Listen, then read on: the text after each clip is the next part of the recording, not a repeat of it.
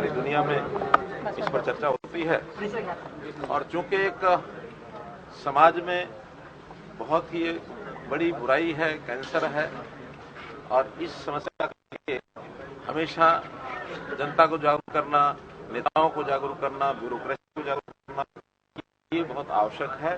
तो हमारे जो एंटी करप्शन ब्यूरो है, आज उन्होंने इस कार्यक्रम का आयोजन यहाँ किया था। हमारे जितने अधिकारी हैं, हर एक विभाग के सीपीओज हैं, एंटी करप्शन ब्यूरो के जो अधिकारी हैं, पुलिस के अधिकारी हैं, ऐसे सब लोग आज यहाँ थे।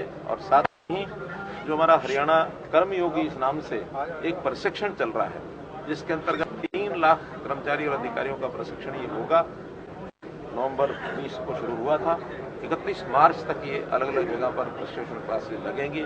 वो लोग भी आज 20 स्थानों से 9 जिलों में 20 स्थानों पर ट्रेनिंग चल रही है, वहां से सीधे जुड़े हुए थे। तो करप्शन के विषय पर काफी चर्चा अधिकारियों ने भी की, मैंने भी की है कि हम अपने इस करप्शन वाले विषय को कैसे जन जागरण के माध्यम से या कोई दंड के माध्यम से अथवा लोक लाज का जो एक हथियार होता है उसके माध्यम से इसको समाप्त कर सकते हैं।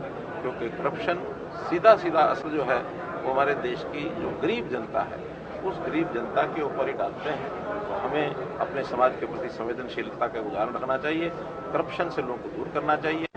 ये भी एक संतोष है कि पिछले 9 वर्ष में हमने जितना काम किया उसमें करप्शन हमारे प्रदेश में काफी कम हुई है, लेकिन जितनी है उसको भी ना हो इसके सबको हमको प्रयत्न करना चाहिए। सर ऐसा पहले एनसीआरबी का डेटा देखें तो 3 गुना ज्यादा केसेस बढ़े हैं, उसको कैसे देखते हैं?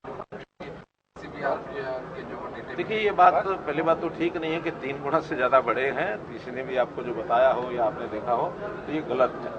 कहीं कहीं बढ़ोतरी है, कहीं कहीं उसमें से कमी भी आई है। तो ये हर बार जब एनसीआरबी का डाटा होता है वो तो जो स्टेट की फिगर्स होती हैं जिस भी स्टेट से आती हैं उन्हीं को प्रकाशित करते हैं। हाँ, उसमें हमारा डिपार्टमेंट, पुलिस विभाग या अन्य जो क्राइम जिस भी विभाग के साथ संबंधित होता है वो उसके ऊपर काम करते हैं कि उसको न बढ़ने दिया जाए, उसको रोका जाए। लेकिन जिस प्रकार के समाज में बाकी गतिविधियां होती हैं उसके साथ कई चीज़ों का सीधा रिलेशन होता है, तो उसमें भी संस्कारों का विषय, उसमें भी दंड का विषय सब होता है। हम जहाँ कहीं इस प्रकार की कोई राइज हमको देखने को मिली है उसको जरूर अगले वर्ष में कम। सर ऐसा पहली बार संभव हुआ कि आपके कार्यकाल में इतनी बड़े बड़े अधिकारियों पर कार्रवाई हुई, ऐसा पहली बार संभव हुआ सर? आज भी आपने मन से एक संदेश देने का काम किया सर भ्रष्टाचार के खिलाफ। देखिए, निश्चित रूप से भ्रष्टाचार अगर समाप्त करना है तो हमें ये कतई विचार नहीं करना कि उसके दायरे में, उसके चक्र में कौन फंसा है। जो भ्रष्टाचार करेगा उसके खिलाफ कार्रवाई होगी, कितना ही बड़ा आदमी हो, चाहे वो नेता हो, चाहे अधिकारी हो, कर्मचारी हो, अथवा जनता का होगा, क्योंकि सब चीजें उसके अंदर जाना शामिल होती हैं, उसमें इंटरेस्ट सबके होते हैं। तो जिसका इंटरेस्ट मिलता है और भ्रष्टाचार होता है तो हम किसी का लिहाज नहीं करते, और जो अपराधी होता है उसको दंडित करने का काम हमारा है।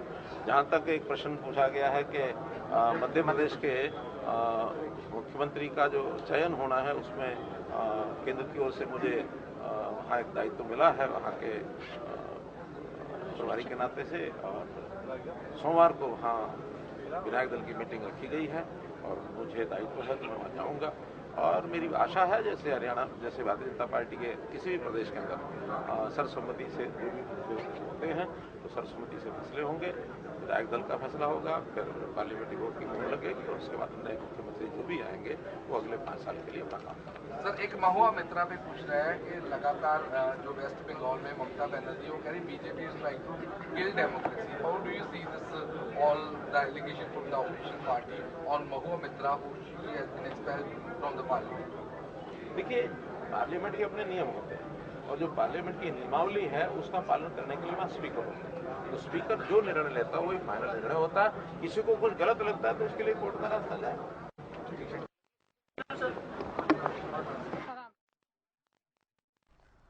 तो सीएम प्रेस कॉन्फ्रेंस कर रहे थे। आपको बता दें कि आज पंचकुला पहुंचे थे, जहां पर आपको बता दें पंचकुला दौरे पर थे। एंटी करप्शन डे कार्यक्रम रखा गया था जहां पर मुख्यमंत्री मनोहर लाल ने शिरकत की और लोगों के साथ सीधा संवाद किया।